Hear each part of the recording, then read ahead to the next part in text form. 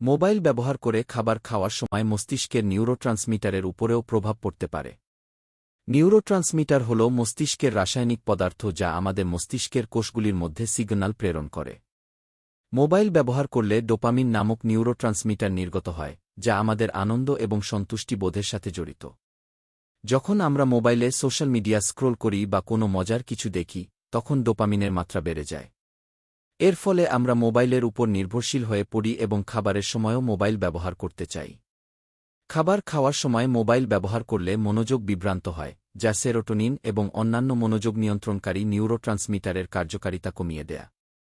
এর ফলে খাবারের পরিপূর্ণতা অনুভবের প্রক্রিয়া ব্যাহত হতে পারে। খাবার খাওয়ার সময় মনোযোগ না দিলে, যেমন মোবাইল ব্যবহার করার সময় ঘটে, তখন লেপটিন এবং ঘ্রেলিন নামক হরমোনের সাথে সম্পর্কিত নিউরোট্রান্সমিটারগুলির ভারসাম্য বিঘ্নিত হতে পারে। লেপটিন আমাদের সম্পূর্ণতার অনুভূতি দেয় এবং ঘ্রেলিন ক্ষুধা বৃদ্ধি করে। মোবাইল ব্যবহারের কারণে এই হরমোনগুলির সঠিক কার্যকারিতা ব্যাহত হতে পারে, যা ওজন বৃদ্ধি এবং অতিরিক্ত খাবার খাওয়ার প্রবণতা বাড়ায়। মোবাইলের স্ক্রিনে ক্রমাগত মনোযোগ দেওয়ার ফলে মস্তিষ্কের বিভিন্ন অংশের মধ্যে সংযোগ স্থাপনকারী নিউরোট্রান্সমিটারগুলির কার্যকারিতা কমতে পারে।